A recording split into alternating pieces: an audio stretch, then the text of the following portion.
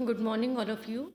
BSc Part 2, Paper 3, Chapter Electrochemistry 2 में आज हम कंटिन्यूस में स्टडी करेंगे सेल अभिक्रियाओं की ऊष्मागतिकीय मात्राओं की गणना, calculations of thermodynamic quantities delta G, delta S, delta H and के सी। फर्स्ट कैलकुलेशन है कैलकुलेशन ऑफ डेल्टा जी। हम सभी जानते हैं कि किसी इलेक्ट्रोकेमिकल सेल के लिए इलेक्ट्रिक सर्किट के एक्सटर्नल सर्किट के द्वारा सिस्टम पर कुछ कार्य करता है। सिस्टम के द्वारा किया गया जो कार्य है वो विद्युत ऊर्जा कार्य उसमें फ्री एनर्जी चेंज के बराबर होता है, यानी delta G is equal to W. यदि डेल्टा जी की वैल्यू नेगेटिव है तो इससे तात्पर्य है कि सिस्टम द्वारा सराउंडिंग पर कुछ इलेक्ट्रिक वर्क किया गया है। फॉर एग्जांपल है इसका गैल्वेनिक सेल। यदि डेल्टा जी की वैल्यू पॉजिटिव है तो सिस्टम पर कुछ इलेक्ट्रिक वर्क होता है। फॉर एग्जांपल सब्सटेंस की इलेक्ट्रोलाइसिस प्रोसेस। किसी इलेक्ट्रोकेमिकल सेल के लिए जिसके दोनों इलेक्ट्रोड के पोटेंशियल का मान ई सेल हो तो उसके द्वारा जो किया गया कार्य है वो है W is equal to minus n into F into E cell, जहाँ n क्या है? n है इलेक्ट्रोड के मोलों की संख्या और f है फैराडे कांस्टेंट। तो सेल के लिए फ्री एनर्जी में चेंज की जो वैल्यू होगी वो होगी delta G is equal to minus n into F into E cell. यदि स्टैंडर्ड इलेक्ट्रोड पोटेंशियल का एक्सपेरिमेंट करें तो स्टैंडर्ड फ्री एनर्जी की जो वैल्यू होगी वो delta G not is equal to minus n into F into E not cell होगी। किसी सेल का जो पोटेंशियल है उसे हम डिटरमाइन कर सकते हैं यदि हम डेल्टा जी और इलेक्ट्रोड पोटेंशियल की वैल्यू हमें पता हो तो हम सेल रिएक्शन किस तरह से होगी ये हम डिटरमाइन कर सकते हैं। यदि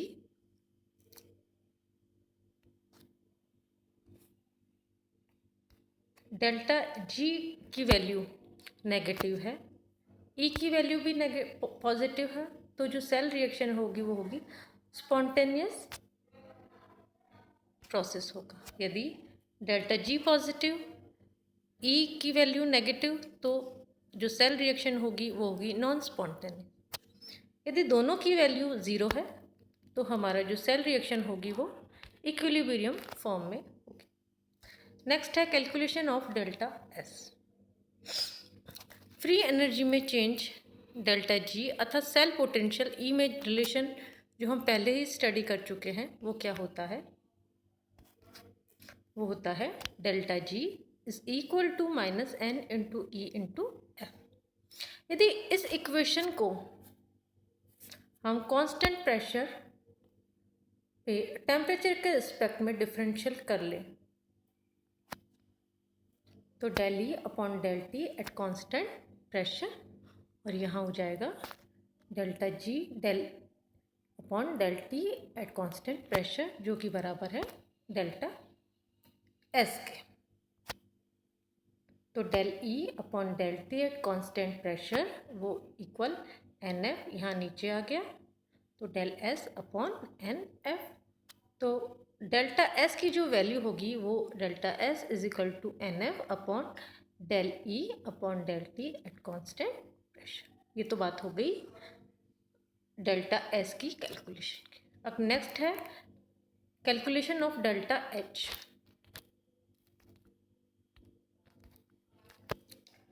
डेल्टा एच के लिए एक हमने थर्मोडायनेमिक फर्स्ट में रिलेशन की स्टडी की थी, delta H is equal to delta G plus T delta S. Delta G और डेल्टा एस की वैल्यू जो कि हम लोग पहले ही निकाल चुके हैं, इसमें पुट करने पर डेल्टा जी की वैल्यू -NFE और डेल्टा एस की वैल्यू पुट करने पर तो डेल्टा एच की वैल्यू आ जाएगी।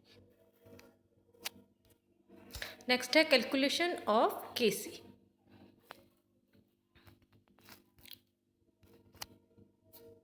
E not is equal to 0.0591 अपॉन n log KC। log KC निकाल लेंगे तो KC की वैल्यू आ जाएगी n E not upon 0.0591। Next जो हमारा टॉपिक है वो है पोलराइजेशन या ध्रुवण। अब पोलराइजेशन कहते किसे हैं?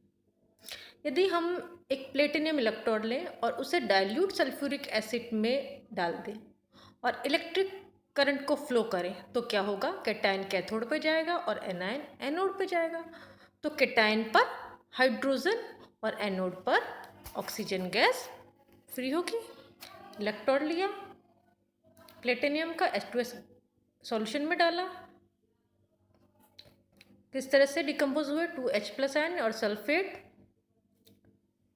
H+ आयन गए कैथोड पर, किस में चेंज हो गए? H2 में। एनोड पर ऑक्सीजन गैस फ्री हुई। तो इस प्रकार का जो सॉल्यूशन है तो उसके बाहर जो इलेक्ट्रिक करंट कैथोड से एनोड की ओर और जो अंदर है इलेक्ट्रिक करंट वो एनोड से कैथोड की ओर फ्लो होगी। यदि बैटरी को हटा के हम गैल्वेनोमीटर से इसे जोड़ दें तो गैल्वेनोमीटर में विक्षेप होता है, अर्थात सेल में इलेक्ट्रिक करंट का फ्लो हो रहा है, लेकिन इसकी जो दिशा होती है इलेक्ट्रिक करंट की वो विद्युत अपघट वाली दिशा के एकदम क्या होती है? विपरीत होती है। अर्थात शहर के सेल के बाहर जो इलेक्ट्रिक करंट होगा वो एनोड से कैथोड की ओर फ्लो हो रहा है। ऐसा क्यों होता है? ऐसा बच्चों इसलिए होता है कि विद्युत अपघटन के दौरान प्लेटिनियम के इलेक्ट्रोड हाइड्रोजन और ऑक्सीजन गैस के बुलबुले द्वारा आच्छादित हो जाते हैं, जिससे वे गैस इलेक्ट्रोड की तरह कार्य करते हैं। क्योंकि अब इन नए इलेक्ट्रोड का ईएमएफ बैटरी के ईएमएफ से बिल्कुल क्या होता है? अपोजिट होता है। अतः जो इलेक्ट्रिक करंट की दिशा होती है वो विपरीत दिशा में इलेक्ट्रिक करंट बहने लगता है, जिसे हम कहते हैं पश्च ईएमएफ या बैक ईएमएफ। विद्युत अपघटन के उत्पादों द्वारा उत्पन्न पश्च ईएमएफ बनने के प्रक्रम को हम क्या कहते हैं? पोलराइजेशन।